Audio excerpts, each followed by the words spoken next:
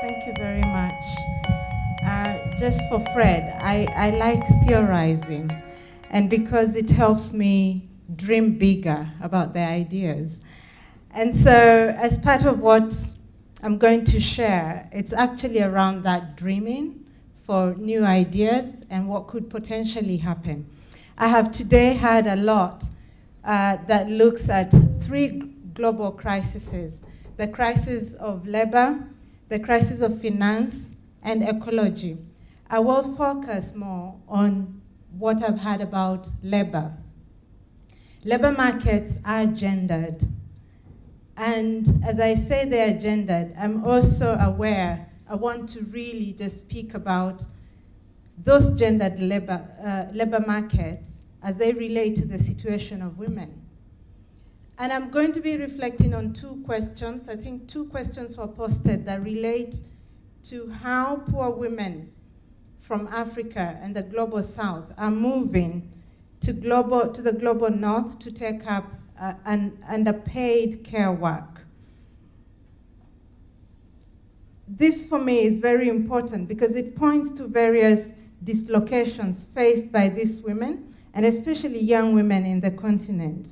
This is an area that needs more research.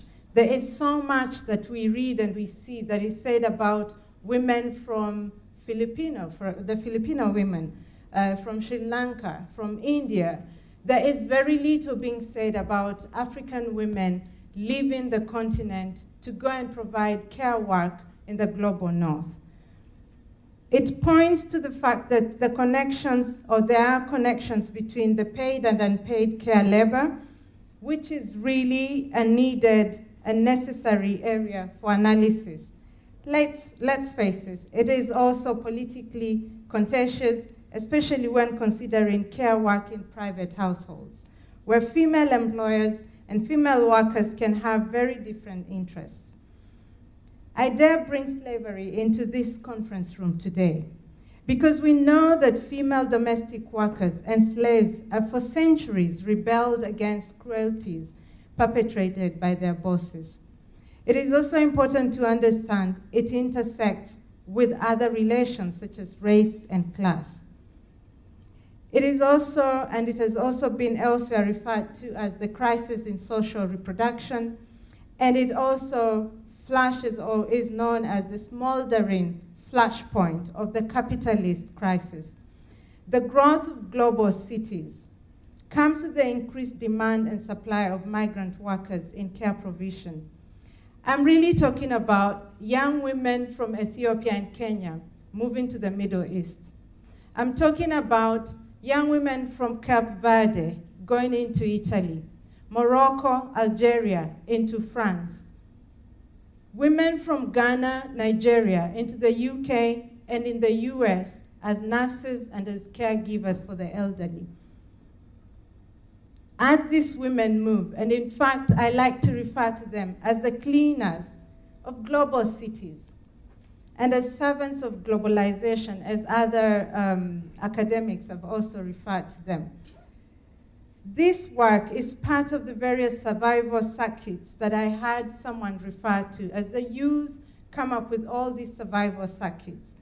So as they grapple with the lack of employment in various African countries, and as they join the global care economy, as part of the global economy. So this is also very much about the transfer of gender inequality and patriarchy from one system of inequality to another system of inequality. And so it doesn't really get men, and I don't want to get men off the hook, because the presence of nannies, domestic workers, sex workers, says a lot about the role of men and the lack of recognition and redistribution or distribution of care work in the domestic setting. This is also very much about power and privilege and the differences that are gendered. And I can go on and on about how women continue to face double discrimination as they move from the continent as migrants who clean global cities. So if you don't remember anything about what I said today, the one important thing I would like you to remember, it is important to make those gendered connections, as this will help to shape new political and policy responses, and especially ideas on what a gendered or a gender justice global economy should look like. Please remember, as executives from this continent, both women and men move in different parts of the world. As they rack all of those, what are they called, frequent flyer miles, there are a number of young women specifically from this continent moving, and their journeys are very much invisible. There are multitudes of young women who continue to do work that has been labeled as lowly paid or undervalued, and as they do this, they reproduce and continue to produce, and we are part of that reproduction of the crisis of social reproduction and the crisis that continues to reproduce the inequalities. Thank you.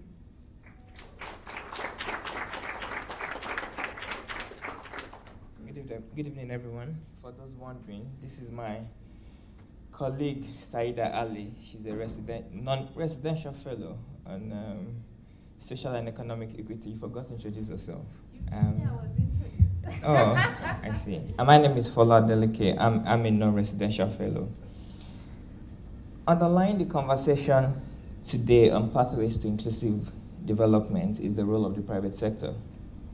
We discussed various aspects of sustainable investment, from a green economy to questioning current agricultural models.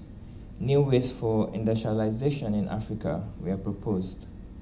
To achieve these new solutions, we unpacked challenges facing small businesses, but we had very little about the role of multinational enterprises, including the African elite, in aiding inequality through actions such as illicit capital outflows, tax evasion, and the effects these have on youth employment. In the last session, we were offered hope with new ideas in tackling inequalities, including through leveraging technology and organizing. This is the kind of work that I've had the privilege to learn from my fellow Atlantic Fellows in how they've been or intend to continue to fight inequality.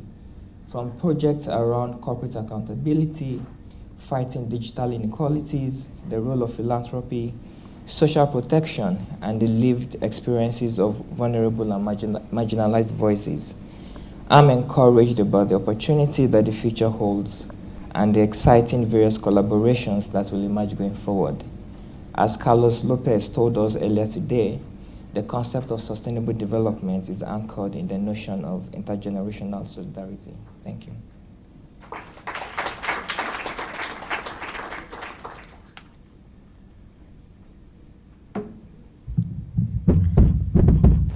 Okay, I'll follow Fola's lead and start by introducing myself. I'm Sebastian Boch. I'm another one of the non-residential fellows. Is this working?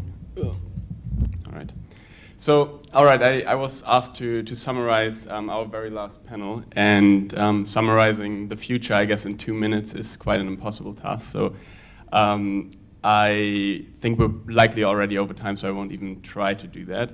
Luckily, that session was also the last one, so hopefully you guys remember what was said anyways. What I want to do instead is offer a very, very short reflection on a theme that I thought a lot about throughout the day today, and that I hope kind of brings together our panels from the morning maybe with that very last panel.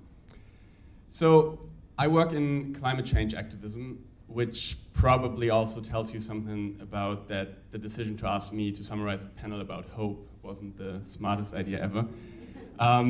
But anyways, one thing that we often say in the environmental movement is that the science on climate change is in. Sure, we need more studies, we need more details, we need more granularity and all of these things, but if you look at the big picture really, that is quite clear. And listening to the sessions today, it occurred to me that maybe something similar can be said about inequality as well. And again, that for me is what brings together what we heard in the morning and then during the day and then, of course, in the very last panel. I think we understand the issue of inequality quite well. We understand its drivers, we understand its causes, its systemic character.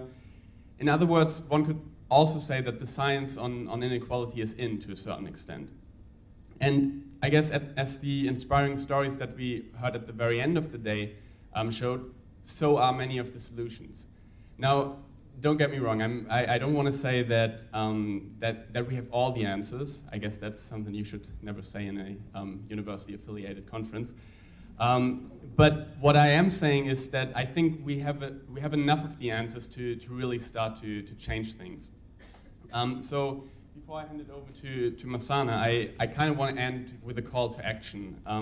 I think the last panel, for me at least, was really a brilliant reminder that we have many of the ideas, we have many of the tools that we need to make today's levels of inequality really a thing of the past. And for me, in a way, that is what this conference was or is really about, and what our last panel was really about, and also for me personally, what the Atlantic Fellowship, our fellowship, is really about.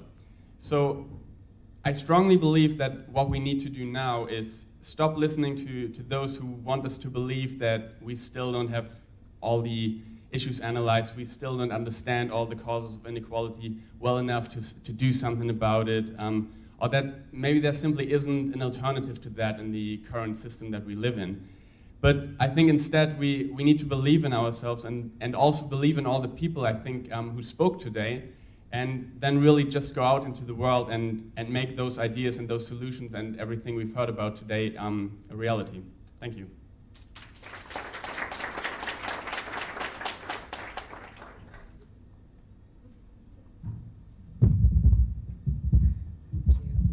I think I'll just speak like this. Hello, everyone. My name is Masana. I used to say I'm a recovering economist, but I think the economists in the room will discredit that completely. And I'm meant to offer up hope for what has been the journey that we've been on. And I think for me, this is deeply personal. It's not just a journey that we've been on in the day that we've had together, but I think as a collective, as a movement, as partners in solidarity, it has been really a journey through what has at times felt like a really overwhelming forest, where we've started on a path that wasn't very clear, through our footsteps, through our work, having to carve out what that journey is, what the path is, to have conversations about inequality, a conference about inequality, and say that we refuse to indulge in the pathologization of the poor in the global south collectively. And so as we've been in this space today, we've learned about the necessity of labor reform and economic reform. We've spoken about unions and their need for transformation and perhaps a bit of sexiness in how they engage with younger populations. We've also learned a lot about innovative ways of mobilization and the importance of land and land reform in facilitating economic participation. We also know, however, that change isn't a process that typically happens in conference rooms with people wearing nice clothes and beautiful suits. We know that there are bodies and people who have put themselves on the line to be able to carve out the space that this discussion can happen in. We know that there are women at work in the continent. We know about Fees Must Fall, Roads Must Fall. We know about Stop the Bleeding, which has worked extensively to stop illicit financial flows in the continent, on hashtag Fight Inequality, on hashtag Men Are Trash, on hashtag Me Too. All of the protests, all of the movements where people have actively put themselves on the line to say that inequality isn't just about regulation and ensuring that policy frameworks are adaptive and responsive, but that there are real humans behind these policy programs. We are those humans. Within this room, within the collective, we have an incredible body of people who've worked on race, sex and sexuality, political participation, gender, class, climate change, philanthropy, law, art, living, being. That is the hope to challenge inequality. And I hope that as we take away all of the incredible policy recommendations, we too as a collective remember that we don't just occupy the space as professionals within a working context, that we occupy the space as mothers, fathers, brothers, sisters, children, some of us descendants of slaves, some of us descendants of slavers. And so within that, holding that knowledge, how can we carve a reality that isn't just built on hope, but that is accountable to that legacy and holds that within esteem and holds within that the true meaning of being human in today's world. So we thank you for having us in this space, and I think for us as outgoing fellows for creating the opportunity for us to be radical, I use the R word, and to be unashamed of the necessity of our radicalness for shifting structures globally. So thank you so much, everyone, and we wish you well.